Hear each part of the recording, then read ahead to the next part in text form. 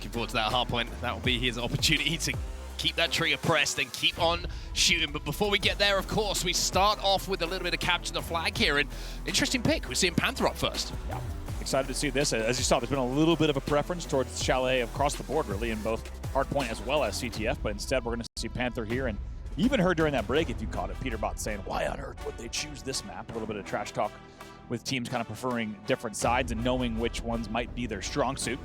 In this one, though, another player we're going to keep an eye on is Kanata. Of course, if you've been watching Fortnite, you know him very well. Big emotional player, lots of energy and trash talk. He's going to look to bring that to the game for the side of Dig as well. Energy, a big thing in these type of series, especially if you get that first capture on the board. You can certainly ride that momentum into a second, maybe even a third, to give yourself that little bit of a cushion before you head into that half-time swap. But one thing to point out here on Panther in comparison to a lot of Chalet we've been watching so far today is map geometry, right? This feels like it's a little bit of a wider map. There's more routes to take, more lanes to try and cover, and I think the teams who are going to have the most success here on Panther are those which delegate to one half of the map, locking down those lanes and forcing respawns in the other. Without a doubt, underway here with Big versus Dignitas. As we said, it's going to be hard point on Panther, your map number one, and early picks here. These elims are going to really dictate where this first hard point goes. Very slow start, as you would expect. You always see the bubble being burnt here by Trexers. Maybe just looking for information, maybe looking for a pick, but nobody really wanting to peek as yet. The utility starts to just fade away from the inventories. As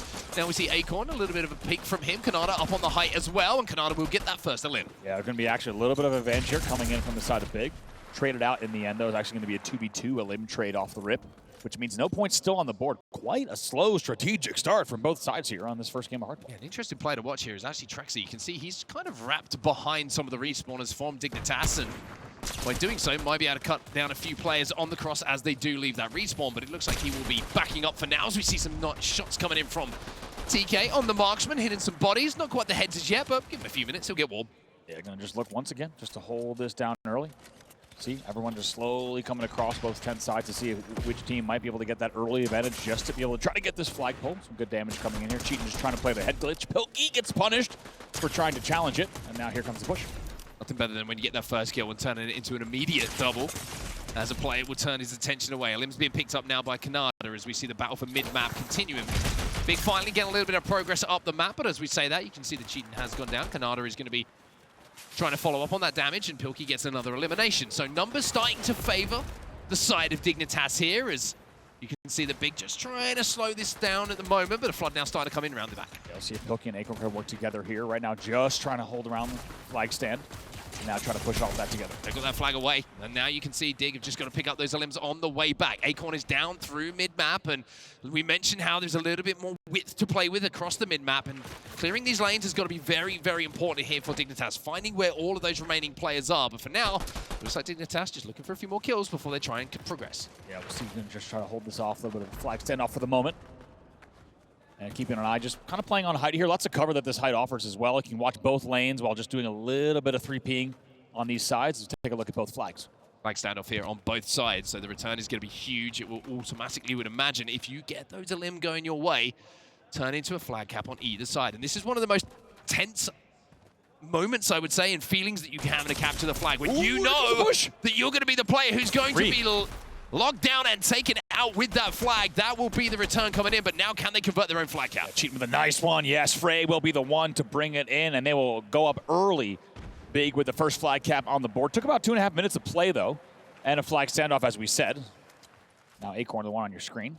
But keeping an eye. We're going to wrap the corner right here, and there's going to be kills traded out between Acorn and Frey on the flag stand. Kanata just playing on height here.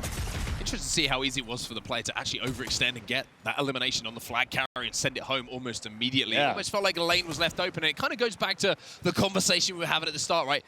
It's such a wide map comparatively to Chalet. Sometimes it's pretty difficult just to make sure that all those lanes are being watched at once. Someone slips through, before you know it, it's a 1v1 with the flag, and the elim comes in, and the flag goes home. Yeah, absolutely. I couldn't agree more. I think if you look at the side of Dignitas, I thought there was a little bit more cover as well. It doesn't help that the cover that they were using is a series of flower petals with a lot of holes in the bottom, as well, a little bit of a Swiss cheese setup.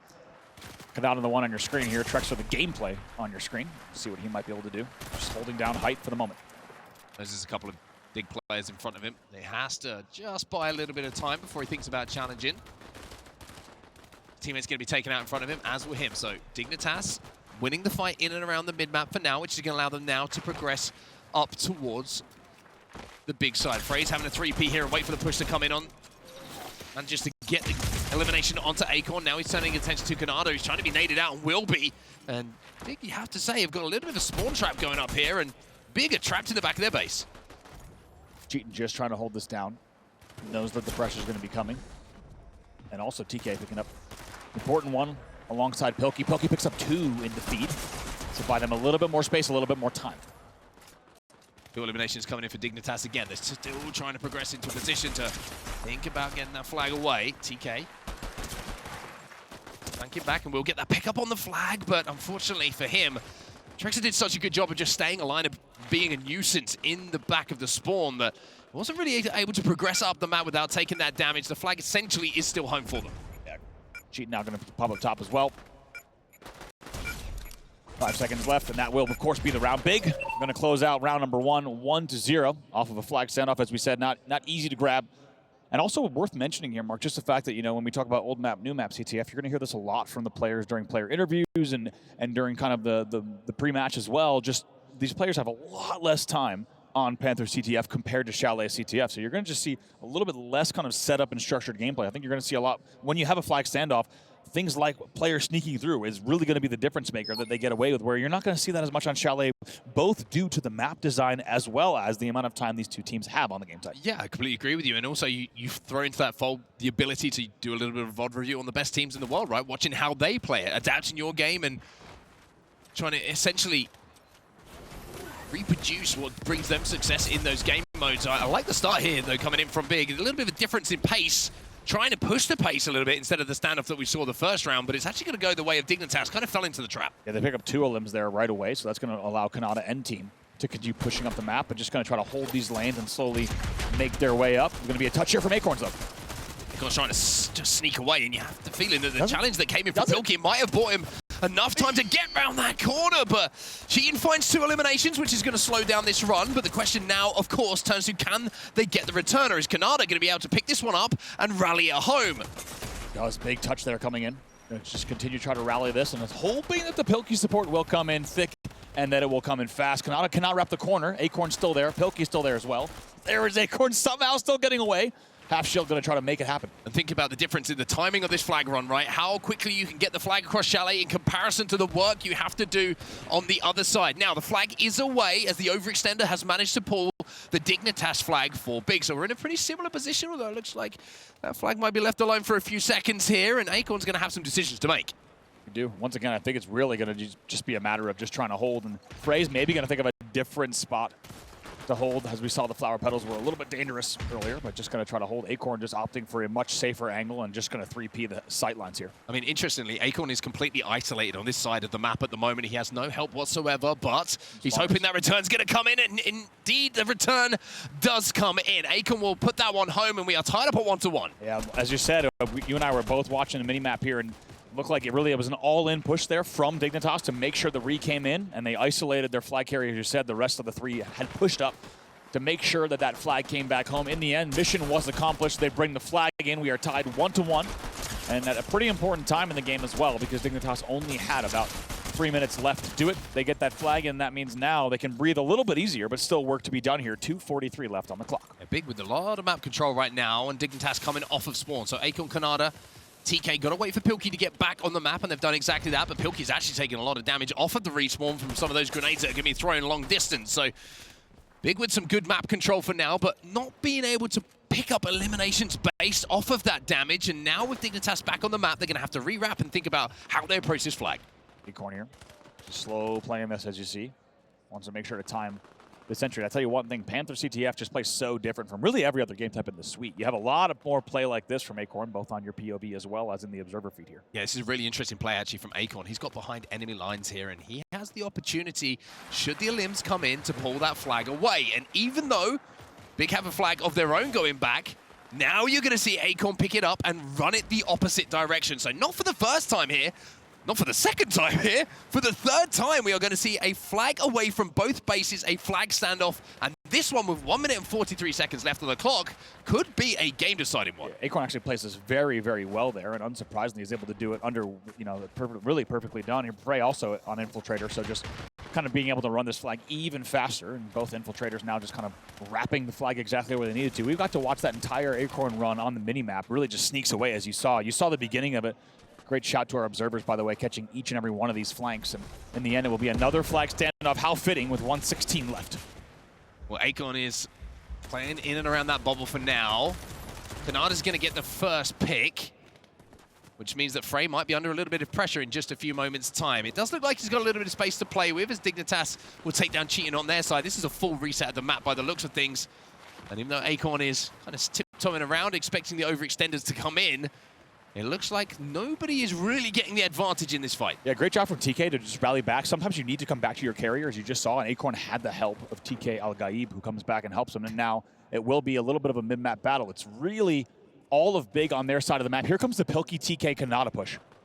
Big moment in this game, 35 seconds left on the game clock. And if nobody manages to convert, we will go into a round of overtime. Lots of shots being fired here, Andy, but nobody can ever extend because they know how much the falling and being elimination at this point will cost. It's a big counter push here coming in. Pilkey gets taken down, and all three players here. Big now collapsing. It's a 2v2 on the flag stand. Now you got to see Acorn try and clutch up for his team. 10 seconds left on that round clock. Is any pressure going to come in here? Nope. It looks at the moment everybody has decided that we will play another round. Nobody wanted to put that push together. It was a really kind of nervy feeling in those final moments. Yeah, it was. It looks like Big had a two-man push just coming down that left side of the map. If you're standing in the Dig base, two players coming in really from that left-hand side. In the end, Dig shuts it down, though. They make sure that the return doesn't come in, because keep in mind, when you have a flag standoff, all you're looking for is that last-second return. If that return comes in even with 2 seconds left, unlike the fact that we don't have any sudden death, it could really be the end of the round within the last few seconds. But now we find ourselves getting into overtime, tied 1-1. The next flag will win. It's always fascinating, a flag standoff, especially in a situation where you potentially can win the game, but also you could find yourself losing it if your push is not successful. Yeah. We see so many times, we've talked to many players through our careers, a lot of them will say, hey, we'll play for the draw, we'll play for the overtime. A lot of them are saying, we'll win the game. We're not worried about losing the game because we believe in ourselves and our push and our ability enough to know that if we put that push together, it's going to be good enough to win us that round. Well, for now, it looks like Dignitas on the back foot as Trexer is picking up a few eliminations mid-map, and you can also see Frey playing off the back of it. He's got that flag in his hands and he's over halfway home. Acorn's the only hope. Acorn is the only hope, and he's not going to be able to get there in time. This flag base on the minimap should go. Cheating's going to be there to give him a little bit of support as well. Frey's just got to slide this. You can see there's an overextension coming in. That's going to be dealt with. 2 kills, 3 kills, eliminations all going down as in overtime. We do see that flag going home, and it's going to be Big who get the win. Yeah. What an overtime win there. And even though that was so well fought between the two sides in regulation, both rounds of regulation, in the end, it is Big that has a very clean pull. And even though we saw TK with a very nice turn, picking up a few kills in the mid-map, it was not enough. As the Big elims came in thick and they came in fast. It's a perfectly timed flag run. I think everyone watching at home, probably in the arena as well, was thinking the same thing. You saw that flag being moved back pretty comfortably from the side of Big, really moving all up. If you're on from their side of the base, the right side, if you're watching from the Dig side or the mini map side, it would have been the left side of the map, but it was a clear route. And also that little bubble at the end to just make sure that that flag was going to come home. Tactical bubble on the stand. There might be nothing better to come home to. Honestly, it makes you feel extremely comfortable. It's the equivalent of a warm, home-cooked meal. Yeah. You know, after a long week away. Boy, am I looking forward to that. I'm going to be making my own meal. I was going to say, who's making that? You might make it on your own. I thought you were going to offer. I could be at your house if you need me to when you get home. I appreciate that. One thing I do want to talk about a little bit as we look through some of these replays is how many times in an overtime in a CTF, traditionally we see games being decided by that first push. It's almost as if you look at the rest of the game and it's kind of, you know, a little bit of push and give, right? Yeah. Kind of touch and go on who gets those eliminations and who wants to make those plays towards the base. But often opening strategy, you can usually get 3 or 4 eliminations that gives you that opportunity because of the fact you're meeting at the mid-map point. And we see so many games just end in overtime almost immediately. So many times that it's almost like there's something that happens after the first 2 rounds of CTF, whether it's in EWC featuring Fortnite or another title. it's almost like the nerves are out and everyone's playing a little bit more aggro. It's like we're tied 1-1. Both teams, when you're tied 1-1, have a lot of confidence, right? They've played their hearts out through the first 2 rounds. So it's almost like the hesitation goes out the window, and one team, and that's what we're here for, one team edges out on the opening, and just like that, the flag will go home. Just as you said, it only took about 1:30 for that flag to go back home. So it really is often the case, and it is always a case of may the best team win, and overtime maybe is the best example of that. Yeah, for sure. It is going to give big an advantage now as we head into our second map and we close out some of these replays we're seeing. By the way, Canada, he had a huge amount of eliminations in that game. We just jumped on board with him there, 16 to his name. As we see Cheating just behind him at this point of the game with 14 a little bit further on. So you can see how those eliminations certainly were stacking up. Also, a lot of people were wondering, just because we saw a lot more assault being used in the qualifiers as well as kind of scrims leading up.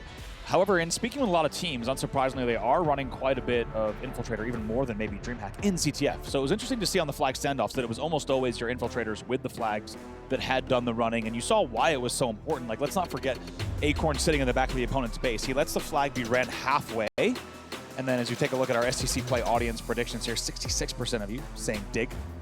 Keep an eye on exactly how this series plays out. Kanata, the man on your screen, talking through what they need to do in this game number 2. But so often we saw the Infiltrator being used in CTF, and we'll see exactly how this plays out. I mean, this matchup. There's just certain things that it can offer right in a CTF that it doesn't in other game modes. Yeah. It has that value, and when you can find value in one of these picks, then you extract it. You extract it, exactly. You bring it to your team, and you say, look at this. I got a flag. I can run faster than you. Right. And I'll get the flag. You guys better do the rest. That was the plan in the end. It is a win for Dignitas over Dignitas. They will take that first game and be 1-0 on the board. That is extremely misleading. Anyway, let's go into this next game, and we are staying here on Panther. So no Chalet in these first 2 games, or first 2 maps. We're going to be sticking on Panther as we head over to Hardpoint, and we're going to be butting heads at that P1 right in the middle of that map. Once again, we saw a little bit of a kind of early mid-map bubbles to start things off, and it was a much slower start in that Panther CTF than we're used to seeing. Really quite a standoff, and I think that overtime was even evidence of how slow the opening to round number 1 was, and both teams looking for that tactically.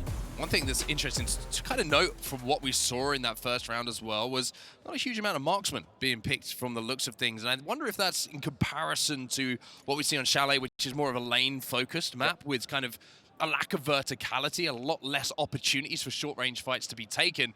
Now that we're on Panther as map number 2, I wonder if we're going to see marksmen come in, because you can play around those hard points a little bit more, right? You're going to be locking down specific angles, and yes, indeed, you can see TK here. He's going to be on the marksman, so the sniper rifle going to be in action. Speaking of, as we said, one of the best to do it.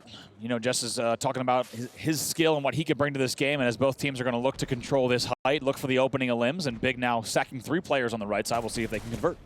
Yeah, nice aggressive start here, trying to take that mid-map control. Canada trying not to show any presence as yet. They know he's here. He's in trouble. He knows it too.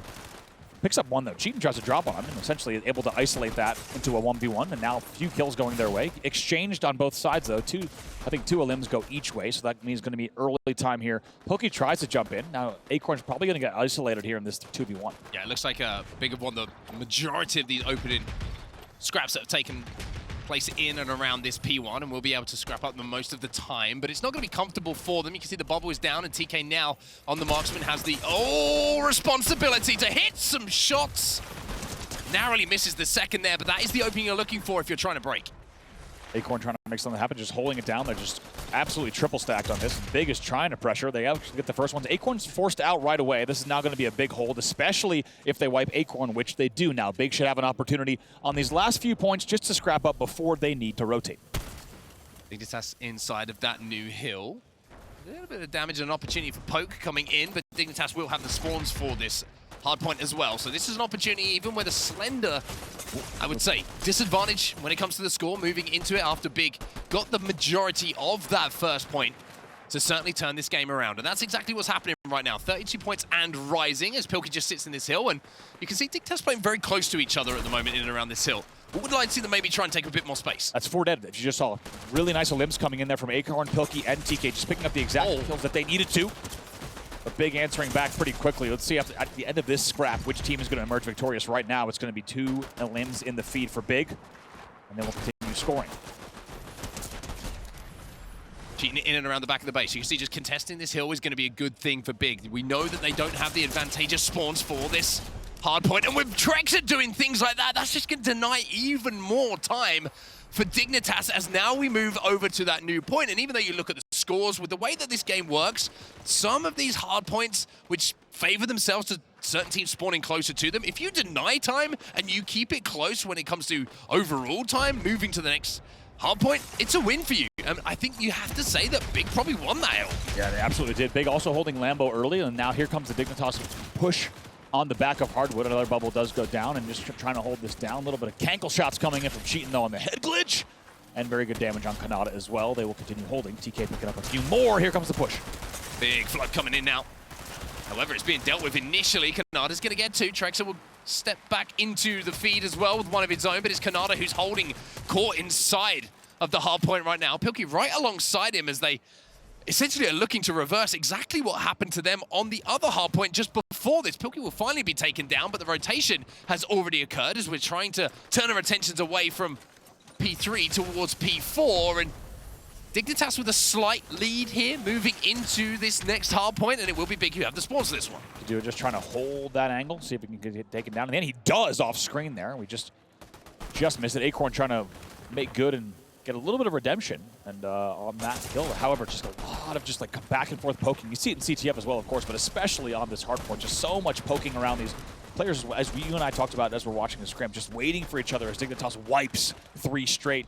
You can really be obnoxious sitting on the outside of these lounge hard points, just on the edge, playing just like that. Dignitas picks up the kills that they need. Here comes the big push. Acorn going to be the first to fall. However, a couple of kills get exchanged as we see now. Kidu being one of the final players alive here to break this hard point. Kanata's going to be challenging. Kanata will win it, but here comes Cheetah cleaning up that damage, and now he has to turn his attention towards the Dignitas respawners who have already managed to make it all the way towards this hard point. So Dignitas inside for now, 97 points to 78. We are seeing yet another extremely close game between our two teams as we're over to our new point. P5 is where we find ourselves. Yeah, 5th and final on this rotation now. TK and Kanata just tucked in here, and then it looks like all 4 players just tucked into the back of this 5th hill. Here comes the big push once again. Cheatin trying to get the opener. Kanata's going to get the nade down, which will just buy him a little bit of time. Should deal a little bit of damage as well. And Kanata, 10 limbs to his name at the moment as Dignitas will take down 3 members of Big on the push. And we are starting to see the most dominant lead that we've seen so far in this game. 125 and rising. Big only with the 80 points on the board, and Kanata is starting to go off. They still could do it in this hill. Let's take a look at the exact timer once we cut back to that third-person view and observer. They still could do it if they hold this entire time. They actually could close it out right here. Cheatin going to be challenging, flying through the skies. It gets a little bit thin, the oxygen up there, but the shot's still good enough as Cheatin now will pick up his 10th elimination. As Big will finally break in towards this hard point. The only issue for them is, though, with how little time and mistakes they have left in the locker in this game, they cannot allow Dignitas to win this rotate. Now, Cheatin, he's going to be taken out. TK was playing nice and sneaky and around the back of that hard point. Exactly that. TK is just going to hold right here and just wait as Kanata's going to hold this angle. Now 153 to 93. 50 points left here, so still a lot of opportunity for Dignitas to extend their lead quite a lot further here. 3:31 left. 12 on the board here for Kanata for his eliminations, but he's going to get flanked and find himself with the ratio dropping ever so slightly. TK inside of this hill with the marksman and that sniper rifle. There's a body that's going to do the job. There's some more nice shots coming out from the pistol to turn into 2. It's going to be 3 dead on the side of Big as TK is now trying to find a few lineups with this sniper rifle, or maybe just the pistol, to capitalize on damage being done by teammates. He's got 2 players in front of him, though, and I tell you what, he's feeling all sorts of confidence. He challenges forward, maybe a little bit overconfident. Yeah, really good damage coming in there. And we talked to so many players about how easy it is. Rarely do you have this opening hard point that's this easy to hold. Once you get the elims and able to get so much time on, Acorn's finally going to get pushed by Kaduo Frey push. They will finally close it out, but they essentially get the whole hill. Look at the score. It's 192 to 96, and they've already rotated early for 2. Yeah, Dignitas inside. And getting closer and closer as the seconds tick by. They crossed the 200-point mark now, and certainly could get the job done on this hard point. Kidu inside of the bubble. It's a little bit of a scrap. It's a little bit ugly, but it's good enough. 12 limbs to his name now, as it seems like Big are the controllers of the hill, but here comes the flood now from Kanata. 16 eliminations for him, but not another one to add to the collection. Canoe, 14 for him, and it looks like that will be 4 dead. And Dignitas, even though they're close, have still got to work hard for this. They do. Really nice job there coming in. Finally, Acorn answers back to bring things a little bit more in their favor. If he picks up another one, this really should be, Dignitas answering back right away, so strong. There's even though Big got 4 dead, Dig answering right back with 4 dead of their own. They will continue scoring here.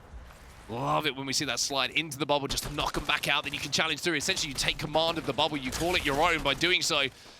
Big are trying to rotate for that next Lambo hill and will be inside it, which will keep this game going, but it almost feels like it has to be a flawless hold. It really does here. Already trailing still by 100 points. Big barely just getting back within the 100-point mark. It would need to be a flawless hold. It would need to be unbelievable rounds of elims coming in, but Frey's going to hold on to this Lambo for dear life. Well, Trexit managed to find 2 before Dig even progressed up the map, and that is always going to be good news. But here comes the push now. Kanata didn't check his corners. Canoe's going to be there as well as Pilkey now tries to fly in, and Frey's going to be left on his own. He'll be eliminated. A little bit of explosive damage, certainly contributing to that. But speaking of explosive damage, there's a little bit more in and around the Lambo. Here they come, and not going to be easy. They're going to get split here. Cheating, not surprising to see him fall as Dignitas is able to just try to get all the angles that they needed, and that's going to be it there. Kanata answers back. 3 players fall for Dig. TK inside of that hard point. The bubble is down as well. They're going to get all of this final little bit of time, but are they? You thought they were. One more heroic push comes in, and that's going to be 3 dead on the side of Dignitas. Big inside of the hard point, but where is the next rotate? Who is set up mostly for it? Acorn's the player to watch right now. He's trying to stay alive in the back of the base, but Big have won the rotate as well. Big is already there. Big is already there. Acorn wants to poke a little bit, knows he needs to wait for help. They're up by such a significant margin here, about 100 points. They just need to wait for each other on this final push.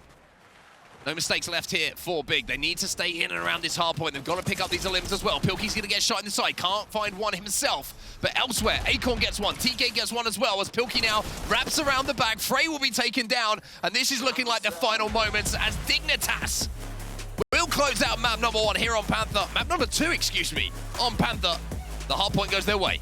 It all looked a bit too comfortable there for Dignitas throughout that entire game, and not only were they the first to get to that 150-point threshold, but from there they continued to rack up the points with just very, very convincing holds. And even though we saw Big rally back, for example, you think of really that second hill, right? You think back to the last time we saw the second hill in the second rotation, even when we saw Big get 4 elims in a row and finally have a moment to breathe, a player like Acorn just comes up off the spawn. They're the first one to get the opening pick. They get the entry, and right away, Dignitas begins scoring once again. It feels like that was really the theme of the match. Dignitas just able to capitalize on all their holds, Big not able to capitalize on their elims. One thing that certainly stood out for me a little bit, just on the Dignitas side, was Kanata's ability to recognize when an elimination could be let go for him to stay alive, for his teammates to join him, right? It's a big, big part of Hardpoint. A lot of the time when you're looking at these 4v4 game modes, you can get locked into the fact there's a player in front of you. You want to get that kill. You think that's the most important one. But sometimes recognizing your team is down numbers, I think you need to play your life long enough to get those numbers back on the map. That's the best play that you can make. Almost, I've said it before, doing nothing becomes doing everything for your team. And I thought he did it especially well around these middle hills. Absolutely. I feel like a lot of teams are still also getting the feel for that, especially against different opponents, right? When do you, as maybe the last player alive or the last player that's simply near the hard point, when do you disengage? When do you wait for help? When do you bait and switch? When do you save a bubble versus using a bubble? I think each of the timing on each of those is so nuanced. And when you watch the best players going up against one another in fast-paced games and modes like these, you just really see the best of the best being challenged in unique ways. And I think we saw that in the end. It was Dig time and time again that just had a little bit of a better understanding of the timing, waiting for each other, both capitalizing on their elims and waiting for one another. I think even that last push was a good example of that as well.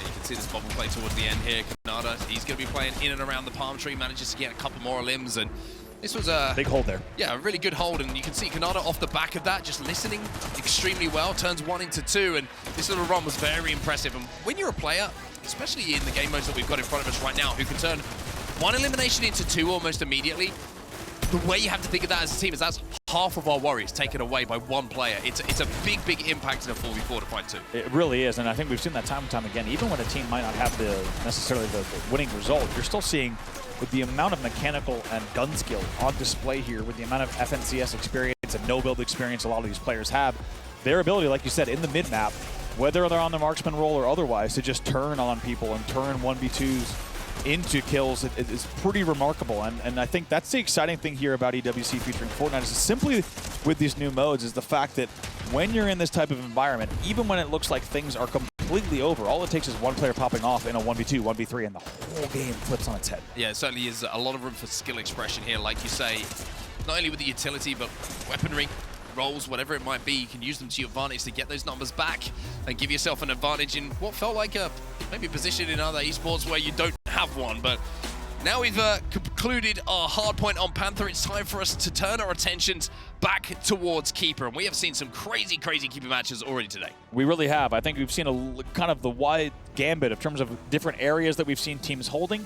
They tend to really be, if you look at the mini-map, and if you've watched any Keeper, they tend to really be so far in the corners of the mini-map. There's been bottom left holds, which of course are the basement. There have also been kind of top right holds and bottom right, top right cliff, bottom right observation tower, of course, and occasionally even in that bottom left corner. And then really you're seeing each of those with different strengths and weaknesses. I think you pointed out earlier, really the preference there is for teams to simply be able to control some element of the spawns and lanes. Of course, unsurprisingly, though, really, it has been basement holds that have dominated the story of the day. It doesn't surprise me too much. Breaking in towards that basement so difficult to do, especially if you may have used your utility on the approach before you've even been able to engage. You're probably thinking, hey, it shouldn't be too hard to flush 3 or 4 players out of the basement if you have dynamite, if you have, utility that you can throw in there to get initial damage. Bubble timing, yeah, exactly. But the problem is if you've already been pushed a little bit, you take a bit of damage, you've had to expend that utility, all of a sudden it becomes almost an impossible task to break in. So as we head into Keeper now, it's an opportunity for a comeback to begin here. And elsewhere, we're going to actually just take a few seconds before we get into this game as we head back to our main stage. Yeah, you can tell players jumping in there. Not quite ready yet. Just a game reset going to happen there on that map 3 Keeper, but gives us a chance to talk a little bit more about that mode. I think it's been, first of all, just I think exciting to watch because there's so many questions being asked. We haven't seen this, as a reminder, just in case you're just tuning into EWC Fortnite for the first time. We haven't seen this mode played in qualification play. This was not present at DreamHack. This was not present in the online NA global FACEIT qualifiers for any region. And you're now seeing players having to figure a lot of this out on the fly. They've had just a little bit of time in scrims, and now seeing everything here in person. There's going to be a lot of changes in strategies in hold locations. For example, we're already seeing that if someone's on marksman with holding the key, you got to make sure your marksman's poking out, like we talked about in the last series. You want to hold the doorway, you want to hold the sideline. Simply being on any roll and just holding the key in basement, if you have a wipe of 4 limbs, you should instead be holding a lane. Once you take damage, you can then rotate down low, but you need to be doing as much damage as you can on that hold. And you also have what feels like a lot more freedom. When we look back at other games and modes that are similar to what we have in Keeper, you think about an Oddball and a Halo, right? You're restricted because you have to hold the objective. Yeah. You do not have gun up. Well, here in the game modes that we have in front of us in Keeper, you do have gun up. So it's not just a case of formulating a push as the team who's trying to break a setup against the team who has that key in their possession. It's actually still a 4v4 on the map, so you can cover a lot more angles than traditionally you would see in a time-based game mode like this. Yeah, absolutely, and I think that's also a lot to do with the speed of this game as well. Normally, in a lot of kind of keep away type games in 4v4 shooters, the object holder, in this example, the keeper of the keys is forced to kind of rotate away. But due to the fact that you do have, as you say, you keep your gun up and you are fighting, continuing to hold the key, you instead have just a lot of scrappier battles. We aren't seeing really players, unless the key is in a place that neither get away from that to have a more consistent hold. If we use the basement as an example, you're instead seeing just a lot of kind of just non-stop flooding of that area and less rotating away of the key. Yeah, 100%. And then you kind of turn attention to the tower setup, and we have the key up inside of the observation tower, like you mentioned, and it's a great place to collect information on where a push is coming in. But the issue is you're going to get pushed out of that almost immediately by utility. So it's like every single area that we're thinking of for these holds that these teams and these pros are showing us, there seems to be some sort of drawbacks, and you can understand why the basement feels like it negates a lot of those variables. That's why you're seeing a lot of teams move that key back to there and feeling a lot more comfortable with it. Exactly. Exactly, yeah. Not only does the basement allow for really solid holds, but because it has these really narrow and sectioned off exits and entrances, there is rotating out of the basement that happens, right? You'll see it rotated each side. If you think of the basement kind of runs north-south, you'll see people exiting the basement on the south side just to wrap and wait for teammates, and the same thing on the north. And if you look at the other holds, observation tower or cliff, right around Hagrid's hut, of course, one of our favorite spots on the map. However, Shout out Hagrid. Big shout out Hagrid. However, if you are in that area, there's no rotating out. You kind of get pinched, and then you're screwed. And I think people are opting for the basement because not only does it allow the cover, but it allows for a very quick rotate out, wait for some teammates to come help, and then you can rotate back in. I think that's why it's one of the preferences of the holds, and we are now underway here in game number 3. Well, as you mentioned, Hagrid, my attention immediately turns to, I wonder if Mr. X has seen Harry Potter. Anyway, let's see if TK can get some good limbs on the board here off the break as we do head into our map number 3 now. Keeper is going to be the game type, and already we find ourselves in the basement. Nobody's been able to really get a significant amount of time off the rip, but it's actually going to be Dignitas who have that key in their hand for now. Trex are waiting for some help. You can tell just slowly coming around that corner, was maybe waiting for a team shot to come in, but it's instead going to be Pilkey who pre-bubbles and now tries to get involved in the action himself. We will find one. Almost managed to turn 2 as the key will now fall. Gene's going to pick it up and rotate it back towards his team spawns, which is always the smartest thing to do. Wherever your teammates are, they're always going to be able to help you the most. Elsewhere, you can see Dignitas actually managed to break through completely. That's 3 eliminations going their way. Kanata now picks that key up himself. Yeah, Kanata actually going to rotate this one right back out, and we'll see exactly what he might do. Coming back to crates with a teammate, and that means as a result of this hold and really nice limb timing, Dignitas will now go up by double their opponent's score and, unsurprisingly, bring things right back downstairs. Things are getting damp, things are getting dark. Kanata, though, he's more than happy to be in and around the basement because his teammates are doing a lot of the work for him. Look at this. Pilkey, he's managed to pick up 2. Cheatin has kind of slipped through, but Kanata can just keep running, essentially, because they have the numbers advantage here on the map. And this is a huge, huge run coming in from Dignitas. Finally, Kanata will be taken down, but that was about a 30, 40-point run. I like that play from Kanata there. Even though you saw a lot of big in the feed and a lot of limbs coming their way, Kanata's able to get away. We haven't seen too much of that just yet, and we'll have to see if it pays off. Big now, though, answers back. As we said, they get the limbs, they shut down the Kanata escape route, and they are now scoring yet again.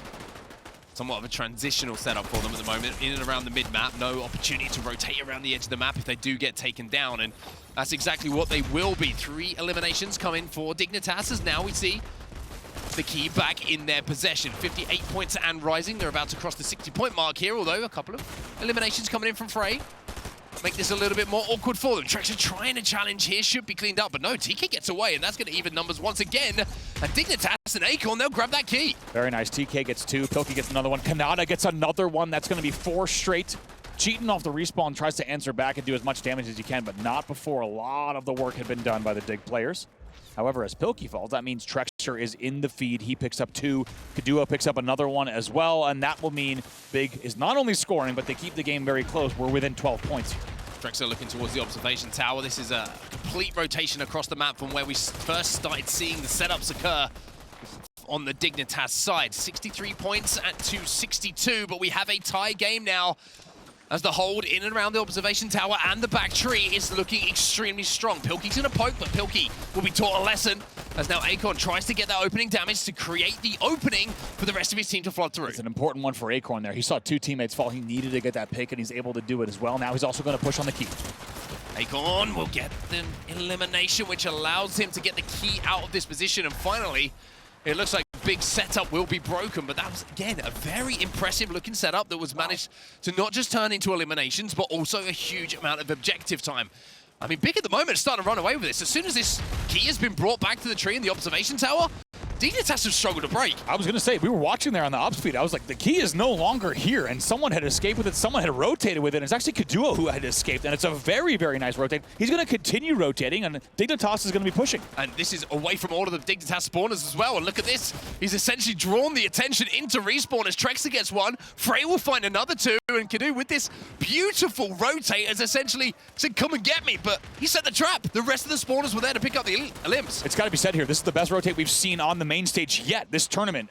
Beautiful stuff here from Kadu. He pulls the all the way away from the staircase, all the way back to observation tower, routes around the bottom of the map, and Trexer still picks up 2 in the feed as well. We'll keep a very close eye on who's around. Cheatin and Frey now working together, but not before Big picks up the biggest rotate and the biggest point swing that we have seen certainly this game, maybe even on the main stage so far. They were trailing, and they now lead 137-69. It's been a dominant hold. Ever since this key has arrived on this side of the map, it has been all Big, and that score just keeps going one way. Cheating now, his turn to hold the key in his hands, or should I say, have it on his back. He drops it for just a few seconds here, and that will be because they've completed the job they need to get done. That is a fantastic hold And ever since they got that key back to the tree side and the tower side, it just felt like almost a formality. I mean, it really did. What a hold there, what a rotate. And I think the best thing to say was when we were watching that on the ops feed as we get ready into our second round, as we were watching that in the ops feed, you just knew the key was no longer there. I think everyone was thinking the same exact thing that we were, that thing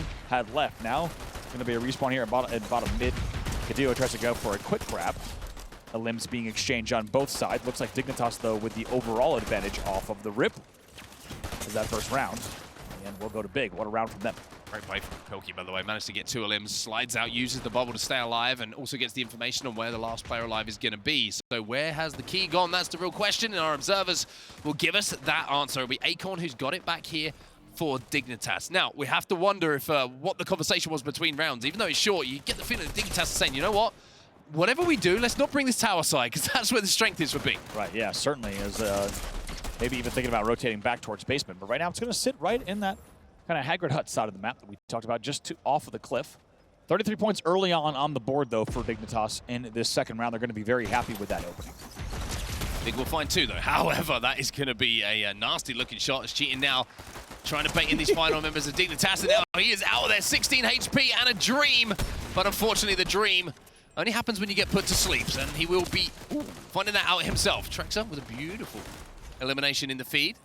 As we see Acorn now trying to make a little bit of progress as Dignitas will pick up the limbs they need to have a little bit of control. This has been a much better start to this round in comparison to the end of the previous from Dig. GK getting tricky. He knows someone's behind him. Maybe even multiple players will team up here with Pilkey to just try to hold down this outer building on the cliff side of the map. Frey also getting into the battle as well. Dignitas find 2 thanks to Pilkey. Frey will come in and get an elimination himself, though. The key is going to be in a very awkward position just at the top of the flower pots.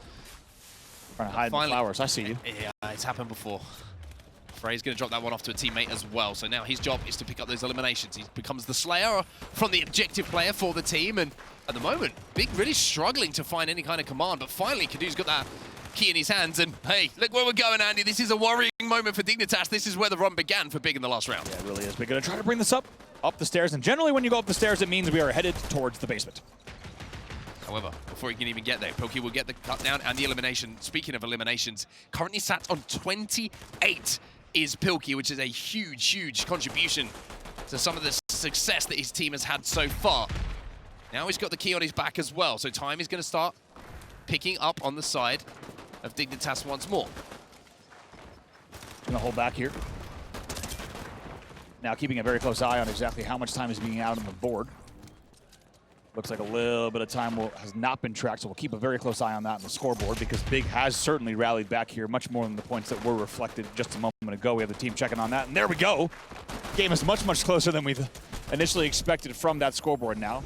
Big able to get back within 20 points or so. Yeah, one thing I will say, when you look at those scores, very similar to what we saw in round number 1. However, this time it's Dignitas who are giving Big a little bit of their own medicine from what we saw in that previous round. The tree tower, well, it becomes the Dignitas tower for now. When you've got a tree, Acorn's a man who knows his way around trees. Cheatin's ready for that move. Acorn going to try to hold, somehow stays alive. With just 6 HP, drops down, but like we said, it is a ring around the rosy, absolute chaos and carnage. When the key comes over here, Dignitas is going to swoop in and try to get away with this. You have to wonder if Pilkey's just thinking about, let's get this thing out of here. Kanata, just, you got clusters coming in, you got just a bunch of flower pots that's going to result in even more chaos. Trexter now trying to get a little bit of time, maybe even trying to flee this out. TK still on the height. He's going to take advantage of that. Picks up another one as well. TK with 2 in the feed. Maybe about to be 3. TK going to do so much damage, and the last player alive is going to be above him, and that is going to give them an opportunity here for a clear hold, as TK now has 24 limbs to his name as well. Drops the key off to a teammate, and now on the marksman, he's going to try and lock down a couple of these lanes of pushes as Dignitas start to take this round over. 128 rising here. Ooh, Kanata picks up another one in a 1v2, isolates that. He gets another one off the feed. Off screen, Kanata, you just saw him in a 1v2. Somehow isolates those angles absolutely perfectly. TK and Pilkey also adding to that. Beautiful stuff here from Dig.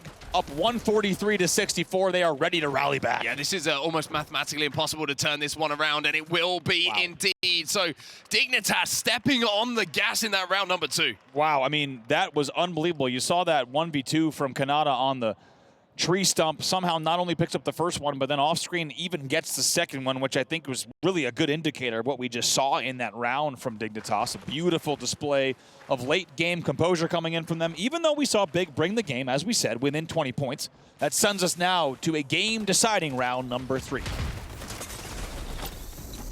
Looking on 33 eliminations at the moment. He's dancing in and around the bubbles. Trexer will find himself snoozing a little bit earlier than he would have wanted. TK goes down as well, and it looks like trades across the board. And always exciting to see where that key is going to be moved away to first. It looks like Big have got that key in their command. They do have it in their hands, as now Acorn turns his attention to a limbs. However, elsewhere, Trexer with that little bit of a pick. He's going to maybe create an opening, but look at the flood. Big with some great comms there to say, hey, last player alive's here, let's flood it. Really great stuff. They should also be able to team shot on Cheated immediately. They eliminate that fray. Answering back in the feed, however, Dignitas with a very, very convincing hold here. Strong end to the previous round and a strong start to the next. Coming in from Dignitas as they keep that key in their hands. Canada now trying to pull some slick moves as he jumps from roof to balcony. Got a little bit of support coming in as well with that bubble. Very coming nice. in from the engineer, and now even though the flood is coming in, you would imagine the trade should come in, but no trades whatsoever, and it's going to be Big who used the bubble to their advantage and then throw another one down because it worked so well the first time. Wow, I mean, absolutely beautiful. I don't know what Frey just did, but Frey just walks up and wins a very, very difficult battle. He was in a 1v2 himself there and pulls that one off. Kaduo going to pull the key away now once again to the cliffside, and just like that, what looked like it was going to be a runaway Dignitas early lead is actually about to be an exchange of the lead. And yes, Big goes into the lead 41-36, and they pick up the kill on Pilkey back in the base as well. Might need to drop this and shoot a bit, and what I mean by that is just kind of play it around the cliff and make sure that the other team isn't able to get it, but Kaduo continuing to score, and they're at the 50-point The really important elimination was the one from Pilkey, right? Because that's opened up the rotation now for Kaduo, and look exactly what is happening. He rotates it towards where that kill was picked up inside of the feed. So Kaduo, once again, just showing great rotational knowledge here on the map of not only where Dignitas players are to move it away from, but also where his teammates are to use him as bait. TK was the last player alive. Huge play from TK from Dig. Picks up a kill essentially in a 1v3 there and able to skedaddle and get that key back out. And now, just like that, Dignitas has all spawned up, and they will now hold a very, very important kill coming in there. Bernardo the man with the key on his back. Pilkey right alongside him, doubling up as they move this one back towards the tree. Kaduo's the closest player to engage here as the bubble now goes down, just to make that cross a little bit more comfortable for them and also help them out to make sure that no utility is going to be doing a huge amount of damage. And by baiting out that utility, now it just becomes a straight gunfight. And a lot of the time when you have a height advantage, it turns into eliminations. Dignitas look like they've got the better of this. Yeah, in the end, it's scrappy, it's messy, as we said, but that's kind of how things go around the observation tower. They tend to be pretty messy indeed. TK just going to hold this angle as well. One of the marksmen to watch this tournament without a doubt, looking for blood. Looking to line a couple of shots up. There's going to be one. Frey runs into the reticle, but wins the individual fight. And we are getting to the point now where you're looking at Big and you're trying to think, hey, we need to win some of these individuals. We need to start putting the pressure back in that elimination feed onto Dignitas. And even though they had the key in their hand, it's Canada again, who just seems like the slipperiest of pickles when it comes to navigating his way through these setups. Once again, just going to hold in the back. And it seems like the teams really aren't allowed to, or have not been allowed, rather, to hold their preferred setup. It's mostly been traditional setups where they've just realized we have to hold it here for now. Big find 3. Key is going to be down on the flowers, and they should be able to collect that and will be able to do so. Now they need to take a little bit of space, but once again, it looks like they just want to play a little bit tighter than you would say traditionally you would like to when it comes to a time-based game type like Keeper. But Kaduo, this man knows how to scurry. This man knows how to scamp out of a few tight spots and keep that key away from his opponents. TK picks up the first one. Actually, Acorn picks up the second, and now 3 players do fall. Frey is going to be your last one there. They're going to be able to get the wipe, it looks like, with 4 down, and be able to get a little bit of points on the board. Dignitas scoring once again. They are scoring. This game is close as we head into what could be the deciding moments of this game. 45 seconds left on that game clock, but it's Dignitas in the close moments who have the key in their hands. But now the eliminations start to flow. Trexer finds one. Kaduo finds one as well. Kanada's inside of that bubble. 2 Dig players are weak, and Chi and Frey will find them, but where is that key? Can they get it in their hands here, Big? Finally, they do. And with 30 seconds left on that game clock, it almost needs to be perfect. Yeah, that's actually going to be it there, 38-101. So even with 24 seconds on the clock, it will be not only a Dig round win, but it will be just a victory lap in terms of the elims that they're going to put in. They put 3 in the feed as well as with 140 on the board. They've, of course, done the hard work that they needed to in this one, and you can already tell Kadua going to get chopped down, actually, and that's the first time we've seen it coming out. As we said, in the victory lap, you never really know what you're going to expect. It's going to be fist pounds exchanged on the side of Dignitas as they will take that game, and they will now go up 2-1 in the series. So a good, strong performance there from Dignitas, even though a few of those rounds were close. There was a few setups that kind of stand out as, I would say, ones that have certainly been practiced, certainly been put into the routine, and everybody felt like they knew what their role was on those. But I also want to give a huge shout out to some of those rotates that we were seeing come in as well, because I feel like even though we kind of, with the brains that we have and the way that we see this game mode, are looking for setup and hold, those rotations are where you're getting that extra 10, 15 seconds where you're almost chasing having the players on the opposition team chase towards you into respawn. It's almost like the ultimate bait. It really is, and we've seen, I think, really well executed from both sides in the end, though. It's just Dignitas who finds themselves racking up really an insurmountable comeback. As we take a look at some highlights from that game, a really, really strong round 3 from them, but we'll take a look at highlights from each of those rounds, and we saw big numbers coming in from a few of the players on both sides of the stage. You might have seen it there if you're a particularly talented lip reader. Kanata saying one more game after that last one. They know that they want to close it out here. I didn't know you had that in you. If you're a particularly talented lip reader, then you just rip it and you're like, this is what he said. This is exactly what he said. Well, there's some services available for you. Andrew Dudinsky, aka Bravo. Lip reading services available to you anywhere across the globe. Whereas some of the players' skills that we're seeing on our main stage right now, they are located here in Riyadh. And I've got to say, going up 2-1 in the series, I always feel like it's a little bit of a tough pill to swallow if you're the team who goes down, knowing that now you're going into a game mode which is maybe a little bit more predictable with some of the previous practice these teams have had. You know, you're just one round away from really falling down into position, not just in the series, but in the tournament, where you could be facing elimination pretty soon if you don't manage to send it towards that game 5. A lot of pressure's on your shoulders. It really is, especially when you look at big, right? Let's not forget, as we said, a surprise, a few teams at DreamHack Dallas to qualify in 5th, 6th. They do not want to drop this match and really have to then worry about their tournament life. It's going to be quite difficult for them. Dignitas, however, coming in through the NA FACEIT qualifier, as we know, coming in through, you know, essentially through the Dignitas qualifier, the way that they came through. And now, as you can tell, a lot to think about for the side of big here. They need to win both of these next 2 games back-to-back to win the series. Interesting to see what map we go to as well. We did see Panther CTF being the choice a little bit earlier on as our game number 1. Have to wonder if Chalet is going to be coming into the conversation a little bit, especially if you're on the, shall we say, the team who didn't manage to pick up the win. As we see a couple of the Dignitas players just stepping away for a few seconds to have a discussion about how they want to approach this map number 4. A lot to think about here. And as we said, you can already tell players here on a break. We do get, luckily, a live feed. Don't always get this year in esports competitions, but here at the Esports World Cup, we get just a second. Don't worry, no lip reading here. That would not be fair. But Kanata, you know, as we said, the emotional leader, lots of energy, just kind of talking the team through what they need to do in this game number 4 to close the series out here and now. Sometimes these conversations are the ones that you look back on at the end of the series as being the ones that were the influence onto what you close out, right? Because if you go straight into that next game, sometimes the adrenaline is flowing a little bit. Sometimes you get a little bit over antsy thinking that you've done enough to really close out the series and that it's going to be a little bit more simple than it ends up being. So just the ability to step away here, just refresh a little bit, have those moments of communication where you're like, this is what we need to do. This is a new game type. This is a new map and a new game mode for us to approach. And even though things went well before, we haven't won anything yet. Right. Interestingly, also Big opting not to take that break. Instead, just going to stay on the main stage, stay locked in, and get ready for this next one. It's quite a different just approach and strategy. It's a double thumbs up, though. Always a good sign. Absolutely always a good. Oh, not so good a sign. Not too many seats down on the side of the big roster. It might be a very different emotion coming in. What's going through your head right now, if that's you?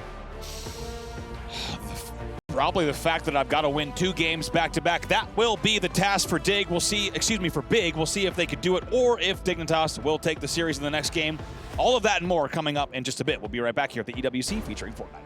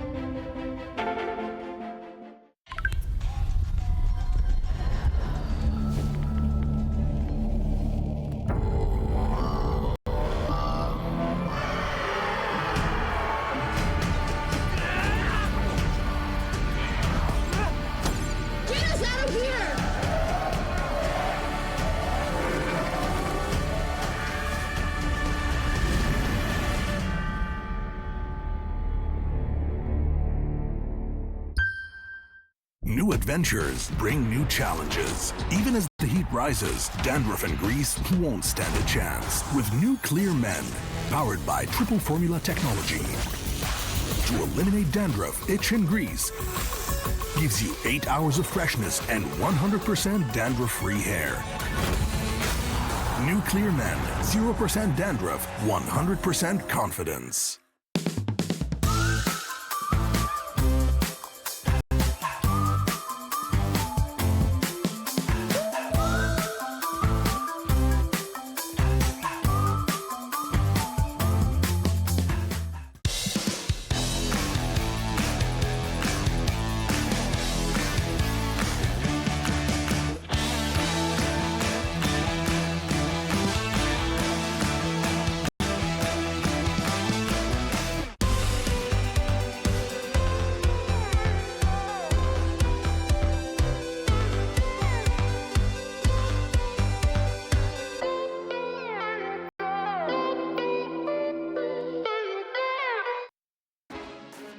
I'll kindly ask you to keep the mic.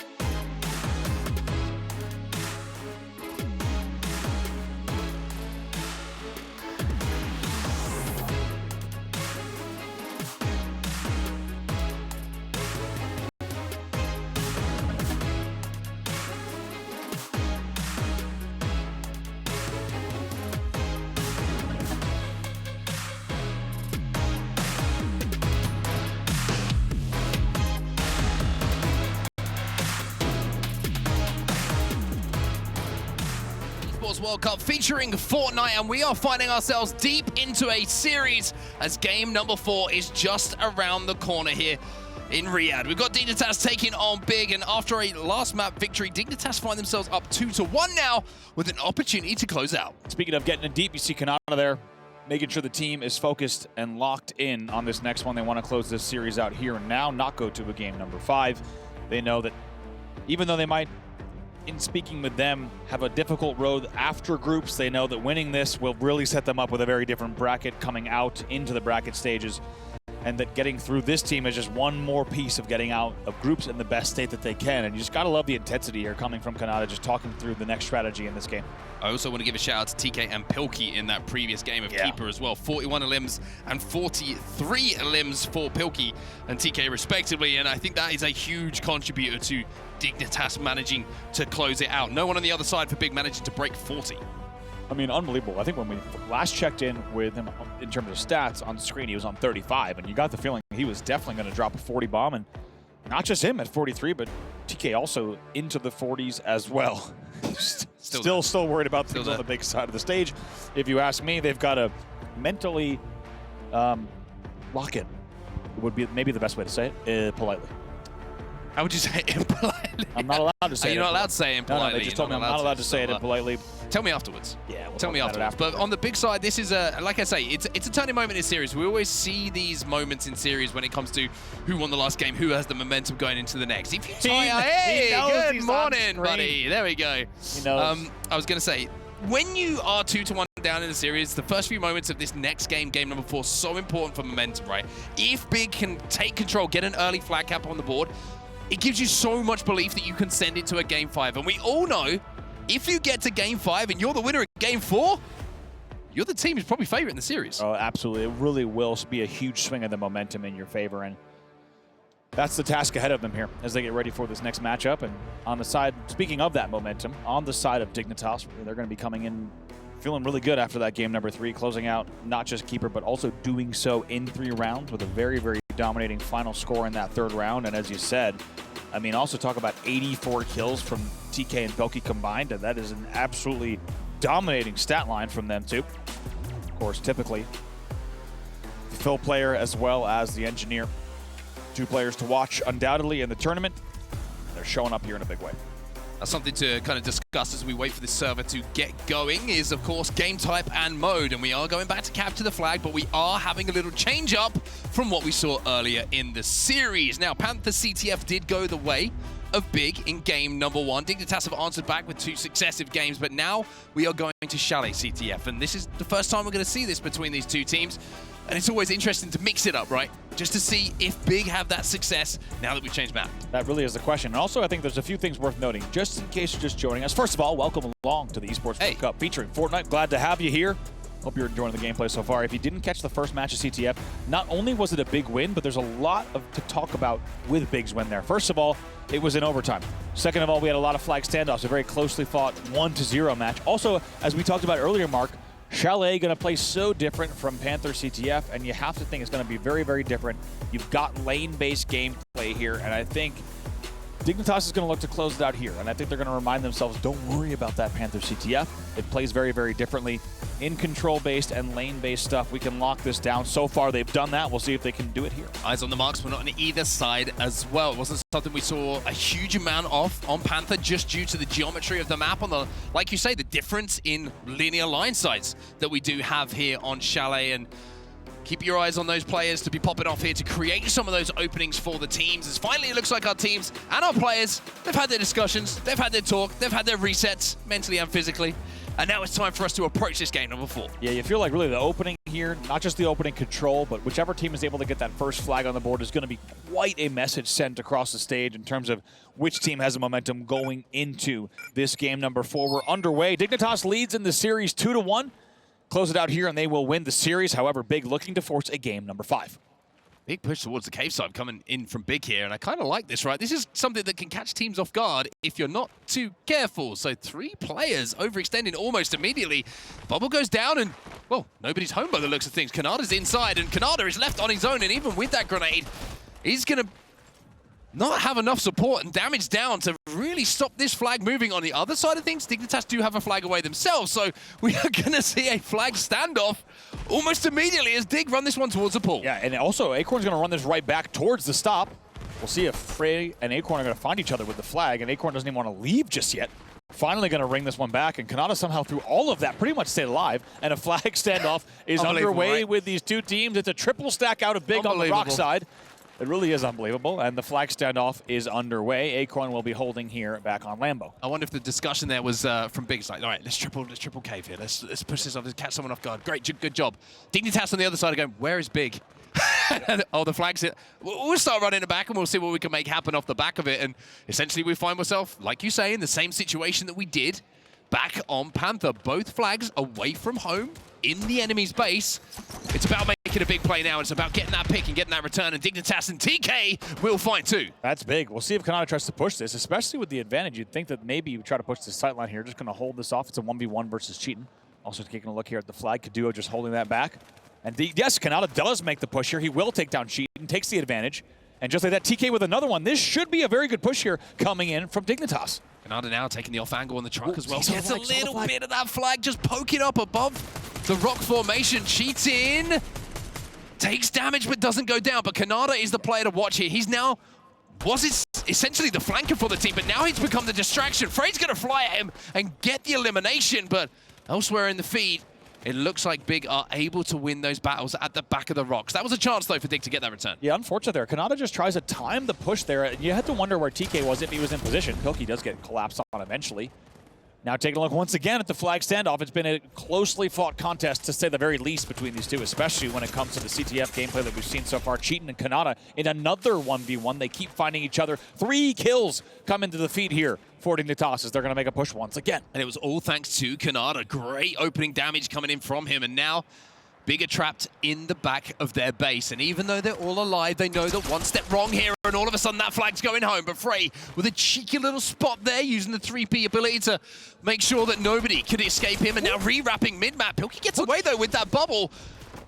As Frey now has the attention turned away. Kanada, he's a solo player again. He's going for it. Can he find this? No, he's going to get caught out as well. Cheatin' gets turned on. Kanada takes him down. Kanada's not done yet. He's going to think about even more. Kaduo knows the push is coming in, but looks like help is coming. It's going to be a 2v1. Finally, they'll take him down. That got a little bit scary, a little bit sketchy there for a few seconds as Kaduo stands tall with that flag still. On the other side of things, nobody in position to really even pressure the Dignitas flag. And I have to say, in this standoff, by the way, which is going going on for a ridiculously long amount of time. Well, this has been the entire round. Dignitas have been the aggressors. Make no mistake here. Finally, Cheaton's going to rally back once again. So, taking a look here, exactly what might be going down. Still, Acorn just holding on the Lambo. He knows the Cheaton's here. That grenade's going to give away his position. TK getting pressurized, though, and will fall once again. Can Big get up the map? That's the real question here. They have done so much defensive work, and a lot of it has felt like desperate defensive work. If they can get up the map, all of a sudden, Dignitas turning their attention from being offensive and going for a flag return themselves to defending. Sometimes it's a little bit of a difficult switch to flip. Pressure making it look too easy. Kanata and Acorn should combine here. They do on Frey in the tunnel. They'll get that a limb. And now just start to wrap back. Pilkey also holding back rocks with Acorn. They don't want to take any chances. Ooh, take a look at this, though. Trexer is on rock side and trying to make something happen. Doesn't have any help, but here comes the push. Elsewhere, Kanata is inside a house on the other side, so it is kind of the solo versus the solo for the hero play. Cheaton will get taken down. Acorn just doing a fantastic job of making sure that wherever he's taking these battles from, the damage that he's dealing is always in a position to escape, which is so important, especially with touch return. Right, it's also a fine balance, right? We should talk about that. 30 seconds, by the way, on the clock in round number 1. Both teams still looking for this last second return. Frey just still holding back bases. Defensively, it's going to, as you see on your screen, they're holding their chalet quite comfortably. No plans to leave the vacation home anytime soon, as time will tick down on this first round. Likely going to be a 0-0 here, unless an emergency return comes in from either side. Looks like, based on the minimap, not going to happen. Yeah, nobody in position. Trex is this forward for Big, and you can see he stopped moving as well. So this is going to be, indeed, a 0-0. Right. That is crazy, right? I mean, a flag standoff for the entirety of a round? That is the first time we've seen that on the stage, without a doubt. And to be honest, with all of the DreamHack qualifiers we've watched, as well as scrims we've watched, we've seen some flag standoffs, but I don't know if we've seen a flag pull within the first minute for both sides, and then 5 minutes of preceding flag standoff. But the interesting thing here is we look at to opening strategy, right? Big kind of threw their cards on the table, showed their cards early in that first round by going for that 3-man overextension push through the cave. Are they going to try the same thing again? And if they do, will Dignitas be aware of it? And will they have the space that they had for a counter pull? So we're back to essentially parity in this game off the opening strategy as Cadu's looking towards that window of the chalet to see if he can get a pick. Big does change. Looks like the opening a bit here. They slow it down just a bit, and actually Pilkey gets big opening damage from the rip. Taken down, though. Frey picks up 2 in the feed, 2 limbs. Now here comes the pressure, and we've seen it before. When a round ends in a standoff, we've seen one team, as we said earlier in the series, just flying with aggression. Here comes Big. Okay, gonna get taken down as well. The bubble is down. They're looking for another elimination. Then they're progressing this flag ever so slightly, but it actually looks like there will be a wrap back by the looks of things here. And Kanata, alongside Acorn, will get some eliminations. Things got a little bit messy inside of that bubble. They did. That was absolutely messy. Not sure if exactly what we saw was a genuine replication of what, if so, it was a windmill. And now Frey trying to wrap the corner with the flag. Now over to Kanata. Gets to stop. Now with the responsibility of sending the flag home. 12 limbs for him in this game.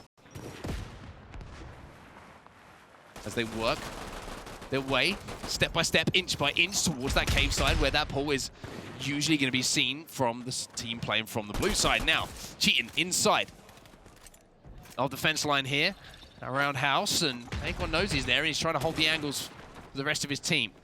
Mid-map controlled by Big here, and Cadu might get caught off guard here as you see the shots come in. He was on that marksman, and yeah, indeed, there you go. He gets taken down. Acorn combining with a teammate to get that job done. Yeah, being exchanged right now. Trexer tries to make a mid-map push, not easy. Dig in the end will pick up the limbs that they needed and start to make the push for Age. He's trying to 3P the angle. He's trying to 3P, but the flood just came in from Dignitas as they cleaned out the roadside before they try and progress up the map once more. And Dignitas being very deliberate in the way that they're kind of making sure no stone is left unturned before they step up the map. Cheating with 2 there. Very, very nice work with the utility. He's going to pick up another one. TK answers back to keep things interesting, but it looks like it should be. Yes, TK gets another one. So in the end, combining it mid-map with some very, very good team shooting, that will keep things even and no advantage for either side. Here comes Trexer. Trexer trying to follow up on some damage and manages to do so, but that's only defensive kills here for Big. And on the other side, Kanata combining with Pilkey to make sure that his base is going to be clear. So we're back to a mid-map standoff once again. And standoff, I think, is pretty much the perfect word to summarize what we've seen so far in this game. We should mention, we haven't had to mention it just yet, but we should mention some tiebreak rules because they actually could come into play here. Now, keep in mind, we're still in round number 2, so if this one were to end tied, we would still go to an overtime round. However, let's not forget, if that were to end tied, it would go to a most kills tiebreaker, which we haven't seen yet on the main stage, but that could become a factor if things continue at this pace. 2:11 left. Frey trying to be a little bit sneaky here, but he'll get cut down. You got to give a lot of credit to Dignitas. A few times that we've seen one player trying to overextend and be a little bit sneaky. Well, they've been eliminated almost immediately thanks to the good communication coming in from the other side. Trades in and around the tunnel for now, as Dignitas do have a little bit of presence on the map here, and Pilkey might be thinking about moving towards a flag run. See if we can do it. Question will be if they can get that flag off the stand. Cheating on the other side as well, by the way. Flag is off the stand. Pilkey gets away. We'll see if he can wrap mid-map here. Acorn's going to pick it up. The shots are coming in, though, and you can see that this should be a pretty comfortable return coming in from Big.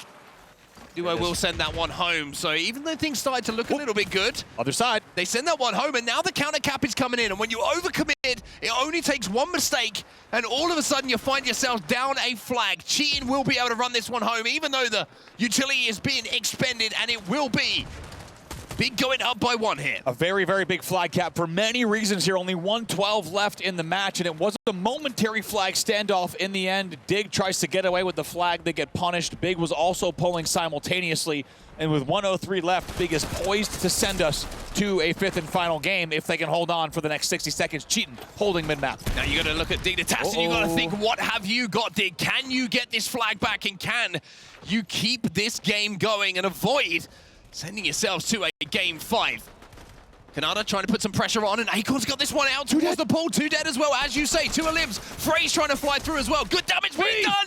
Gets the elimination and says, I will do it myself. And even though it felt like Big had the advantage and that flag cap could have been the difference, the answer back comes in from Dignitas almost immediately. Wow, beautifully done there in the end. Dignitas answers back immediately with the cleanest set of plays we maybe have seen from them this entire series. They still have the pressure on here, Dig, as well, even though a couple of eliminations come in just to reset the parity on the map. There was an opportunity, and as the round does tick down, no one is in position to get the flag moving once more. We are going into overtime. Wow, what a series this has been. What a game this has been between these two. Just so closely fought and contested between Big and Dignitas. And how fitting that we would be going to an overtime round here after what it felt like could become a scoreless CTF. Instead, 2 very late game captures from the 2 sides. Also worth noting, if this overtime were to end tied, Big would get the tiebreak win for scoring first now that we have flags on the board. Let's not forget that as we get ready to jump right in to overtime. Next flag will win. So the pressure on Dignitas, like you say, those tiebreaker rules, they favor Big at the moment. And the likelihood is, if we stay, well, the truth is, if we stay as we are, we will be going to that game 5. Kanata, 22 eliminations to his name. Will only find one as Trexer will answer back with 2 of his own. Pilkey now in mid-map, and Trexer's starting to put some pressure on. Dignitas are on the back foot here. They're trapped in their spawn. Kanata and Acorn need to work together here. TK's here as well, so they should be able to fight out of this one. Yes, they have the numbers. Kanata is going to fly out as well for that team shot. You got to think, even though Kadu end is going to be able to wipe that, and Acorn and Kanata will now push up rock side. A bit of a scary moment there off the rip, but yeah, dealt with. Cheating, though. Trying to play sneaky here, trying to make sure that the pressure is continued to be applied. TK looking to take control of the window, and it looks like Pilkey and Cheating will have a little exchange here, and Pilkey will come out on top. But no surprise to say that after the performance we saw from him and the elims he put on the board in that keeper game. Unbelievable. 43 to his name in the end. Now going to try to make a tunnel push happen here. Trexer, not the first time we've seen him trying to hold mid-map and just waiting for support. I'm going to see if he probably has to join the party on rock side. It's going to be Frey and Acorn in that 1v1 on the outside here. Also a 1v1 between Pilkey as well as Cheatin'. Cheatin' will come out on top of that one. Elims continuing to be exchanged in the feed. Yeah, I think it's a really good point that you highlight there, right? It's good to see one player winning a 1v1, but elsewhere on the map, the 1v1 is won by the opposing team. So it never feels like there's a number advantage. It never feels like the map is fully in control and one team is stuck on their respawn and an opportunity presents itself to run a flag. But now it's all about the trades, but the trades now do not happen for Dignitas, and Frey is wrapping through house. He's got that flag on the move. If he can get around this corner, he's got support. This is a massive opportunity for Big. It wasn't easy. You knew it was going to be dicey there on that flagpole, but I love the confidence coming out of Frey. He knew he could wrap the corner. He knew he had the support. Look where Acorn is, by the way. Acorn waiting in the back of the base, I believe. Yes, Acorn does get the pull here. Going to be a momentary flag stand-up, but he will likely have to fight. You say he'll have to fight, but he somehow managed to slip through the window, and he's got this one all the way back towards mid-map through the pool. It's slippery movement coming from the man on your screen, and if anyone asks you you about this series, what was the standout feature to take away? Flag standoff is the one that you look at. Not the first time. Who was it when we saw the flag standoff in the late game in game number 1? It was Acorn behind enemy lines. He knows how to get back there. He knows how to make this happen. He's on Infiltrator for a reason here. He gets behind enemy lines, and he pulls, and he forces a flag standoff. Here comes the push. Kanata trying to do what he can. 3 members of Big, though, holding him up. Frey down to barely any HP whatsoever. Kanata trying to take him down, and will do, but the exchanges of fire are going to be favoring Big, as TK will also fall. So defend their base for now. Trex is the furthest up. Off of the respawn. Looks like Big are trying to formulate a push towards the tunnel off the back of this. What a play from Acorn. That was an even harder pull than we saw in the late game, game 1 pull. In that one, he was able to just kind of skedaddle, get away. However, in this game, he had to dodge and fly out that front window to go mid, and does it. Kanata turns on Trexer, picks up another kill, and the push will continue. Kanata trying to keep the pressure on. Acorn's on his own at the moment, and Big at the pretty much trapped inside of their spawn. TK, if he hits a couple of shots here, he's going to completely open things up. He doesn't want to give information away until he has the opportunity to hit that shot. Does as well. Trex is going to be taken down, you would imagine, by that pistol, but no, 1 HP is enough for him to survive. 1 HP and a dream, as you say. A lot of presence here from Big. Somehow Trexer stays alive, and TK doing whatever he can, but now he's got help. Here comes the push once again. Just remember, this is touch return as well, so if you kill that flag carrier, you can jump straight on with Kanata holding down angle. Surely this is an opportunity for a return to come in here. Dignitas are frying inside and around that bubble, but they weren't able, most importantly, to deal with the biggest objective, and that is cheating. He still has that flag in his hand. Here comes Pilkey. Pilkey getting absolutely bodied from the back, though, and in the end, gets taken down by Trexer, who was actually pushing down on Rock side. So good team shots and awareness and comms coming in from the side of Big, and we will stay in a flag standoff, which has been the theme, I think, of the past hour of the series. I was going to just assume we're in a flag standoff at any point. It's a flag standoff. What an opportunity it was for Dignitas, though, to get that return. It felt like all of the pieces were in place. Kanata! Here he goes. 3 eliminations on the side of Big. Cheating is left on his own, but can he do it again? Can he hold off the push? Pilkey's going to be behind him. Cheating is still alive, and Cheating is still holding that flag. Dignitas fail once more, but that movement was superb coming in from Big to survive. Big hold strong duo and team. Absolutely beautiful work and team shots around the rock to stay alive. You thought that the Kanata-Pilkey combo was going to be it. Well, we are going to find ourselves, unless Kanata can get a return in the next 5 seconds of overtime deciding how this goes. And if I'm not mistaken, we will be heading to a Game 5. We'll get confirmation here from our station referees. I believe they're going to get confirmation as well on the stage, but that should be, as we said, due to tiebreaker rules, that first flag going in for Big should confirm that we will have, yes indeed, hearing now from our station referees and admins that will be a big win. A shake of the head for Kanata on your screen. Can't believe it. These two teams, we knew they were going to be closely matched, and even Frey himself saying we think this will go to a game number 5, and so far he has called it. Big win on a tiebreaker rule, first flag to cap in the tie. They will now force a game number 5. And I mean, you see the reaction from the Dignitas players here. I think they realize that there wasn't just one opportunity to win that, there was 2 or 3 opportunities to win that flag standoff, that they just weren't able to find that final elimination, to get that touch return and send it home. I mean, it's crazy to think about, right? Because we felt like Big had that one. It was Acorn who made that heroic play to even get that flag out. Hits every single jump to slide it out of the window to avoid all of the respawning players taking him down. There were so many clutch moments in that game, but none clutcher than the defensive stands right at the end there coming in from Big. I mean, especially when you saw when then we had that third person observing, a little bit more smiles coming on the side of Big after that win. It's a very different stage demeanor for the left side team. But when we saw that observer feed of that back rock on the Big side, you saw Kanata and Acorn collapsing on Cheatin with the flag and only one Big player spawning up. And somehow Cheatin just wraps around each side of the rock. Kaduo is helping as well.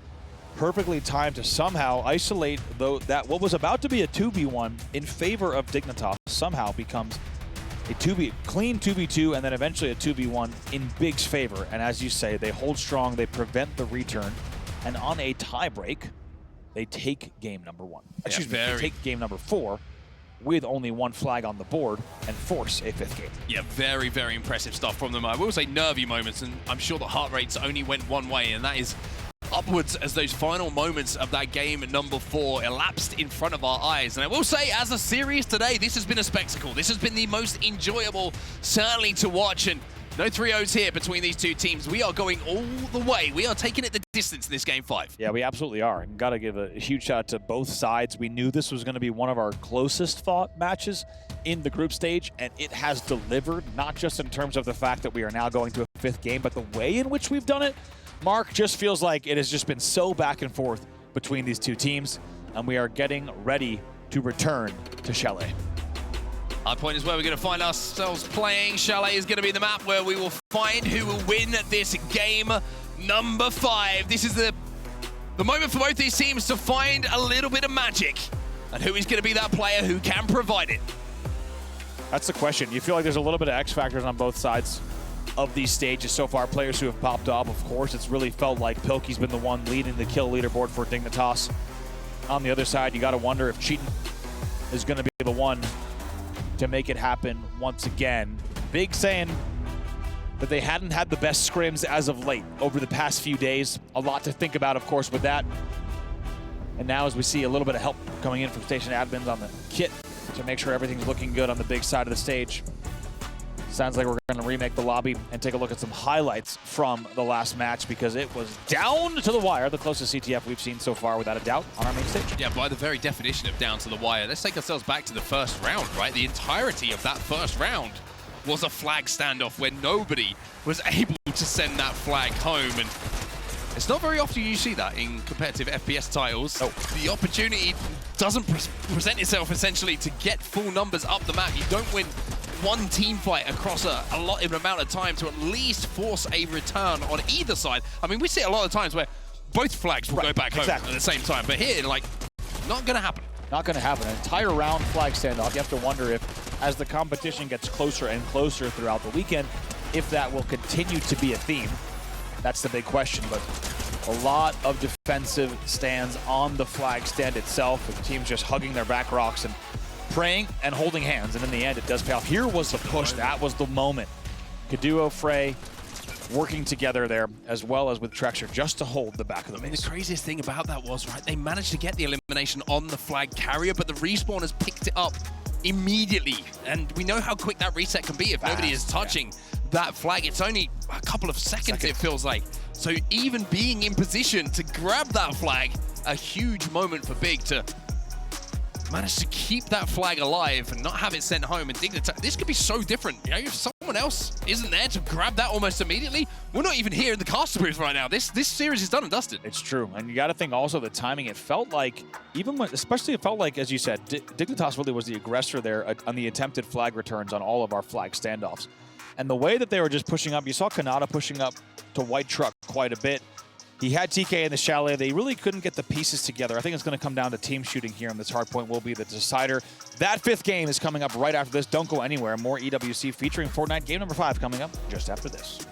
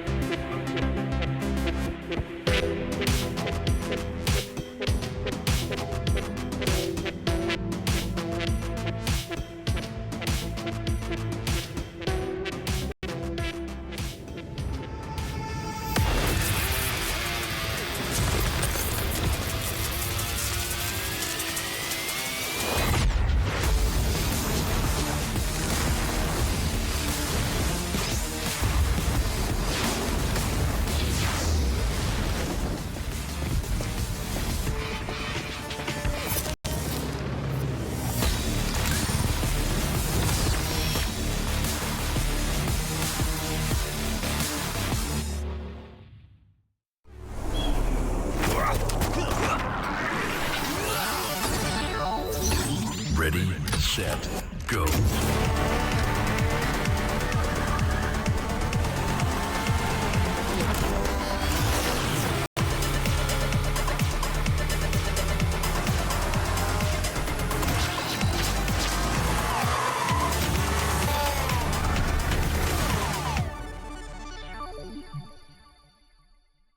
Honor 200 series, the best portrait phone, AI empowered.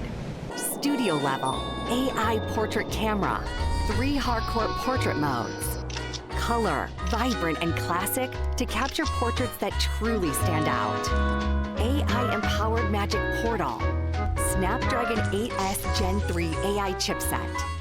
5,200 milliampere per hours silicon carbon battery, 100 watt, Honor Supercharge. This is Honor 200 series.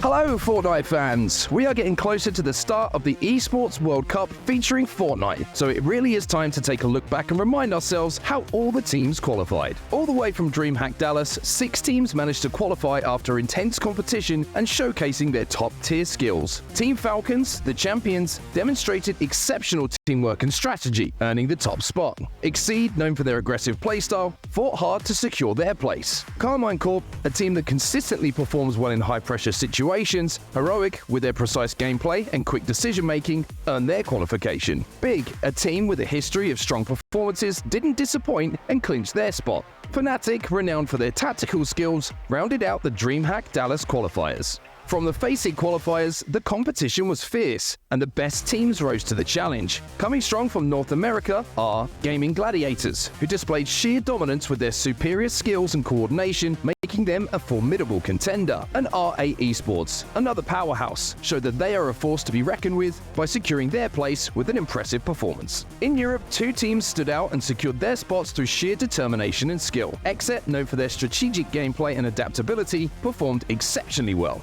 Dignitas, a team with a rich history in esports, leveraged their experience to rise to the top. In LATAM, the region's finest battled it out, and these 2 teams emerged victorious. Dragons Esports, showcasing their raw talent and strategic prowess. W7M Esports, known for their resilience and tenacity, earned their qualification through hard-fought matches. In the Middle East and Africa region, competition was tough, but 2 teams managed to qualify. Al Lula, with their consistent performances and strong teamwork, KS7, displaying great skill and determination, secured their spot. From the APJ region, 1 team stood out among the rest. Zeta Division, known for their innovative strategies and excellent coordination, earned their qualification. Lastly, from the OCE region, PWR, a team with exceptional talent and strategic gameplay, managed to secure their spot at the Esports World Cup. Each one has earned their place and will undoubtedly bring their best to the competition as we look forward to the start of the Esports World Cup. Get ready for an exciting and action-packed tournament.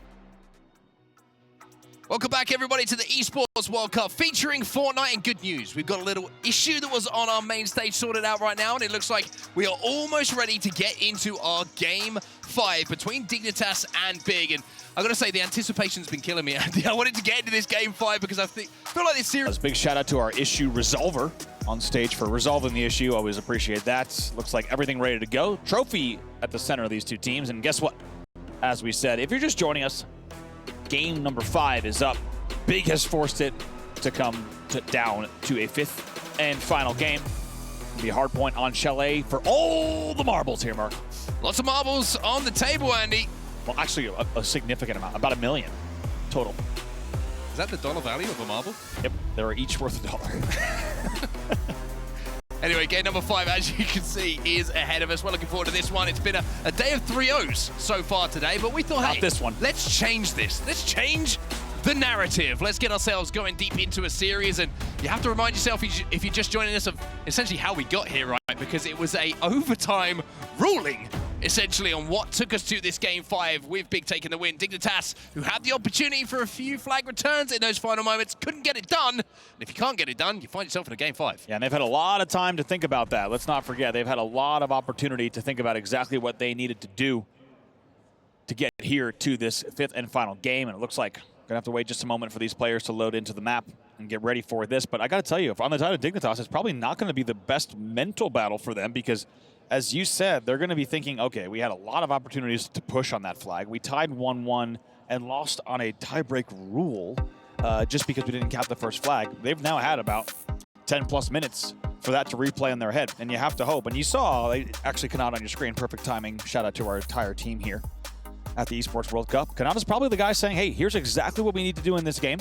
We let that one slip away. Let's not feel the way we feel right now. Let's make sure we're not feeling that way after game number 5. The way we feel right now, stop feeling like that right now. The way we feel right now is really... It's not how we should be feeling. I can't say exactly how it feels on broadcast. They told me I'm not supposed to use those words, but it does not feel good. It does not feel good. I hate it. I do feel like the longer the time goes past, though, and this break is probably a good thing for Dig, because the initial reaction is like one of disappointment, one of like, frustration. Oh, we had the opportunity, like you say, frustration.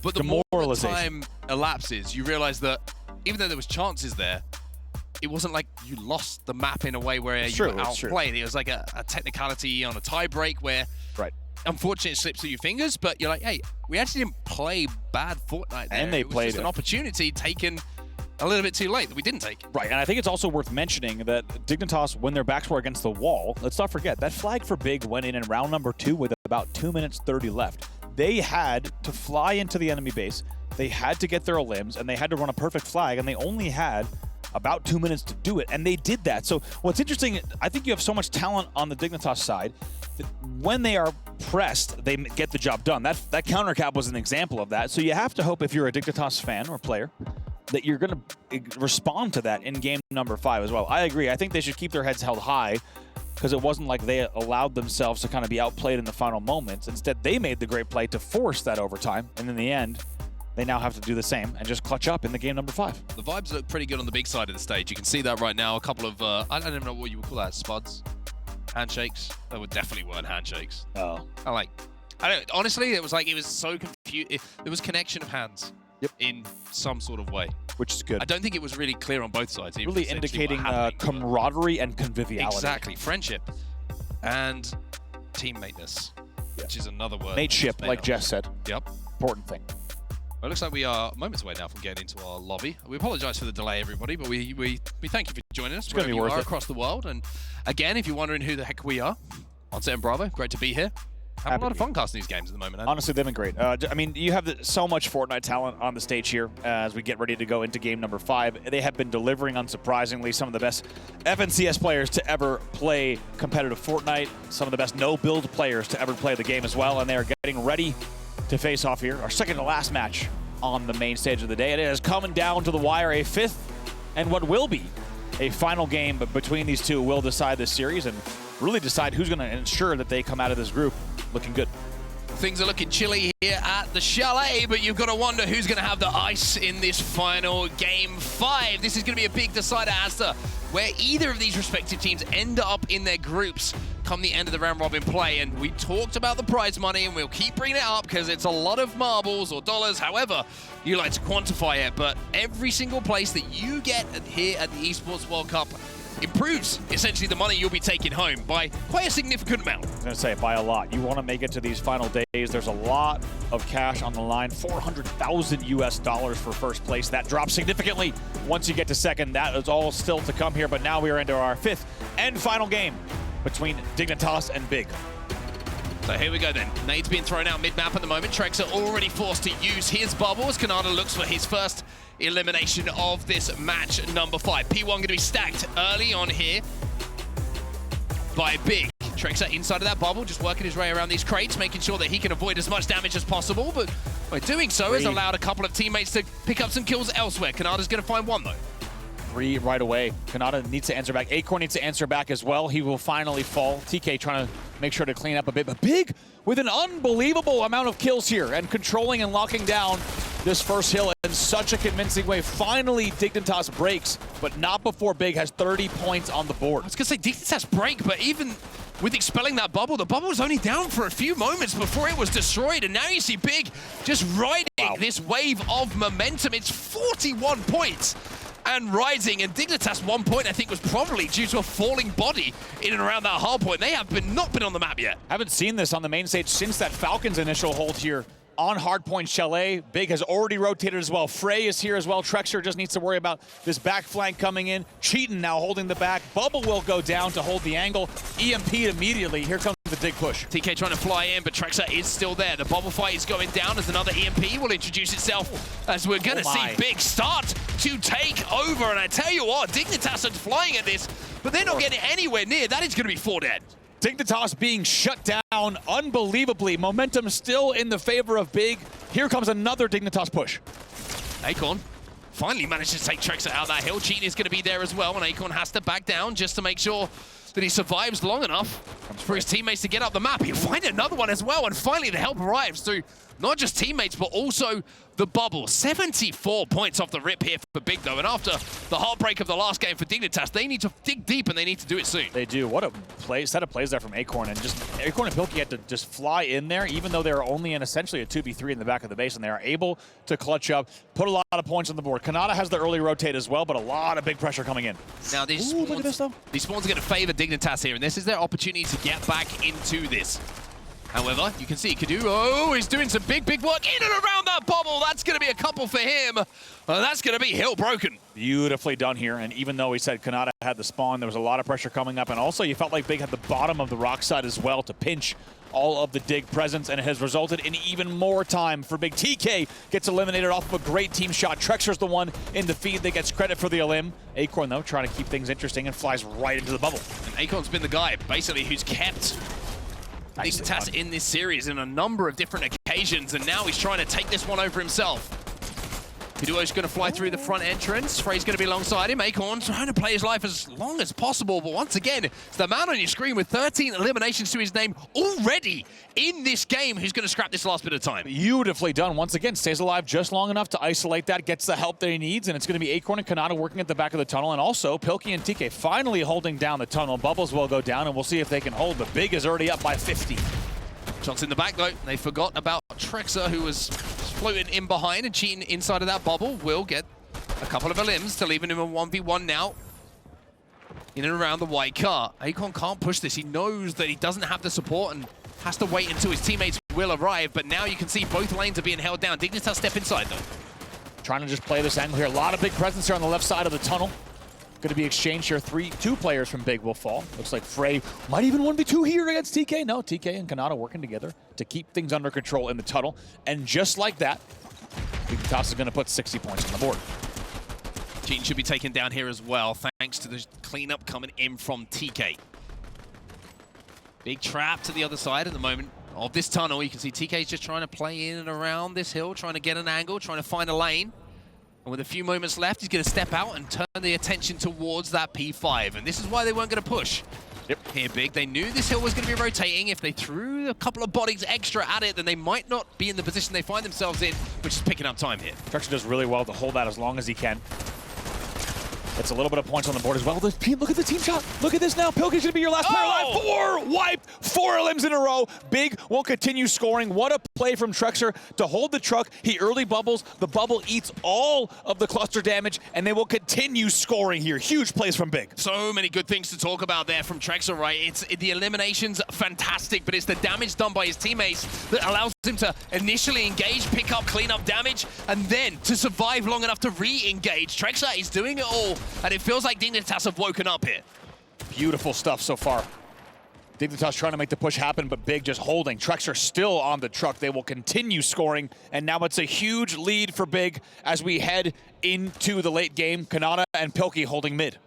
Dignitas inside of it, and I said that Dignitas have woken up. What I meant to say was Dignitas need to wake up at this point because they have been taken over in the last couple of moments of this game, and now they are starting to take over at least the elimination feed as we see a couple of limbs being picked up early on by them, but here comes Cheated. And the answer back is almost immediate. Kanata inside, trying to take down Trexer, but it's that man again, alongside Frey, who will break. The elim timing from Big has just been superior. Simply put, Dignitas has not been timing their kills the way they need to and pushing with each other. They're trying to get inside, but it's not going to be easy. Here it is, both sides pushing in. Kanata trying to make a flank as well. 2 players inside of that bubble from Big. And now Kanata will find himself in a 1v2. They'll stand off, and he is forced to push. Acorn off the respawn as well. Can't get his elimination, and every time you're looking at a Dignitas POV at the moment, it feels like they do good damage, but they can't convert it into those elims. And you can see once again, even though Acorn got damaged, no elim, but they'll stand inside this hill. Stand inside the hill, but only 5 seconds left. They need to be ready for this rotate. Guess what? Big is set up, and they are happy to be posted up on our second hard point. Pilkey also is the first to fall in the team fight. It's a momentary 3v2 here on the map in favor of Big. They will continue to get elims and points on the board. They're about to cross the 200-point mark, and they lead by 100. Something that Trex has been doing so well in this game is playing this objective, not just from the angles that he's taking, but the damage output that he's able to contribute towards his team, and then the ability to stay alive. And once again, he's doing it, doubles up, and he will combine this time with Frey, as he'll be on 15 eliminations, and he's still picking up time. Pilkey falls as well. Now, they don't have the time to end it right here, but they can get very, very close with 21 points left on this. They could be past 240 at the end of this. 16 eliminations now for Trexer, still inside of this hill. The rotation is going to be coming in pretty soon as we will move to that next hard point in 10 seconds. Kanata and Pilkey have already moved from Dignitas, knowing that they need to lock this next one down. Oh boy, TK, very heated battle there. Somehow gets away with that. Now back to the third hard point of the game. And TK and Dig, they need to dig deep and stay alive in this series here. Kanata and TK shots, the team fire, and also the elim timing. Very nice connection there. Pilkey's the first to fall in the team fight. It's that man again in the feed, right? It's Trexer. Kaduo's going to get another one. Trexer steps in now, and after the 2 elims, he says, I will clean out the final members who are at the back. Kanata falls, thanks to him again, but Pilkey, off of that respawn, managed to close that gap just in time to keep Dignitas in this game. Dignitas needs to be careful, though. They cannot fall here. There's still a lot of time left on this hard point, and only 15 points needed for Big to close out the whole game. Dignitas holding on at the moment, but the series lives is hanging on by a thread. Kanata will win the engagement in and around the hill, and it looks like the play call has now been made from Big to rotate to next. Dignitas are trying to beat them, though, and TK, he's got this cuts area and this lineup already in his sightlines. Dig already holding a 3-player push here coming in through tunnel. Big push, big push coming in. Acorn from Dignitas has to avoid the grenade damage coming in. Frey will be taken down, and Dignitas, even though they are so close and on the precipice of finding themselves losing this series, are trying to do what they can do, but it's Kaduo again, alongside Trexer inside that objective. They're doing so much good work. And here it is now. Kanata gets pushed back. This is a 3-player hold here from Big. They only need 8 seconds to close out the series. It's looking like this might be the moment for them. It's a final push coming in from Dignitas. It is the Hail Mary, the flooded. Trexer once again is that man in and around the hard point who gets 1 elimination to put 1 foot into a series victory, but 1 foot never win you anything. 177 here for Dignitas. They have managed to get inside, but now the push comes. In once again, Cheatin stands inside. Kanata, maybe the last hope, as it will be. Cheatin who will maybe close this one out, but Dignitas are holding on, but they won't be able to hold on for any longer. Big will win the series in a game number 5 in a crazy exchange in the tunnel. Big has to rally back in that series. win multiple games straight to close it out, force a game 5, and they do it in the end as well. Disappointment on the side of Dignitas, to say the least, and you gotta give a huge shout out to Frey on big. We talked to him last night. He says, I believe this will be a 3-2 series win for us. He had the script. And my God, did he call it right? The all-German squad qualifying through DreamHack Dallas, not only surprising a few teams along the way there, but also taking down Dignitas to close out the series. Impressive fortitude coming in from the gentleman.